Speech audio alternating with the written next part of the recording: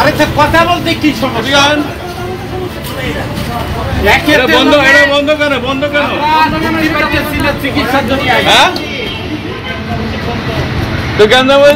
একটা হাসপাতাল বন্ধ হয়ে যাবে, এটা একটা কথা?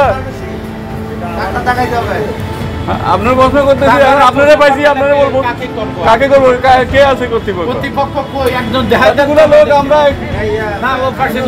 ওই পাশে তো নাই, গেটের তো ঘুরতেছেন আপনার, আপনাদেরকে জিজ্ঞাবো না কারে জিজ্ঞাবো?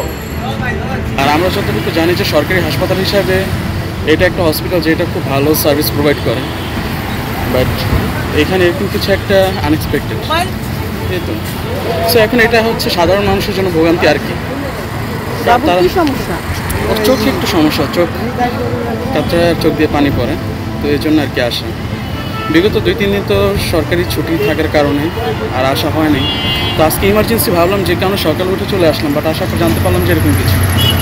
আর আরেকটা বিষয় যেটা, এরকম জিনিসগুলো যদি আপডেট অনলাইনে দিয়ে দেওয়া হয় যে রিসেন্টলি ক্লোজ অথবা ইমার্জেন্সি ক্লোজ, তাহলে সেই ক্ষেত্রে হয়তো সাধারণ মানুষগুলো যারা অ্যাটলিস্ট অনলাইন ইনফরমেশনগুলো ফলো করে, তারা হয়তো ওই জিনিসটা থেকে আর কি আপডেটটা জানতে পারবে এবং এই ভোগান্তিগুলো থেকে তারা সচেতন হতে পারবে।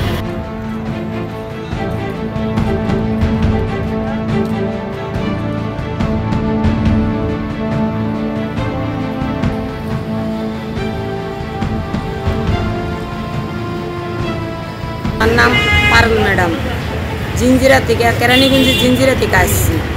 এনে চোখের লিগে খুবই ভালো, আমি 4টে সুই পাইছি ফ্রি, আমার দেখছে চোখ ভালো হয়েছে। আমার চোখে আবার ডিস্টার্ব দিচ্ছে, আমার জামাই নেই, টাকা বকর চোখ দেখাতে পারি না। এনে আইসি এখনই জ্ঞান যাবো, এলে মনটা বেজার হয়ে গেল। আমার কোনো জায়গায় যাওয়ানোর টাকা পয়সা নেই, আর আমি যাইতে পারবো না।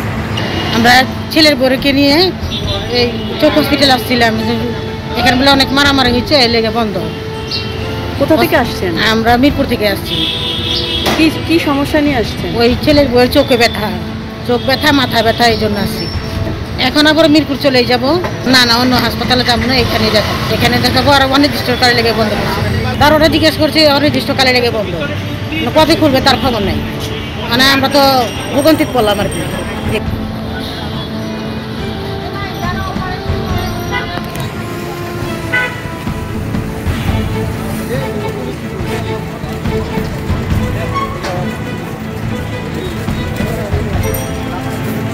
অ্যাকচুয়ালি আমি আসছি এই চক্ষু বিজ্ঞান ইনস্টিটিউটে চোখ দেখানোর জন্যে।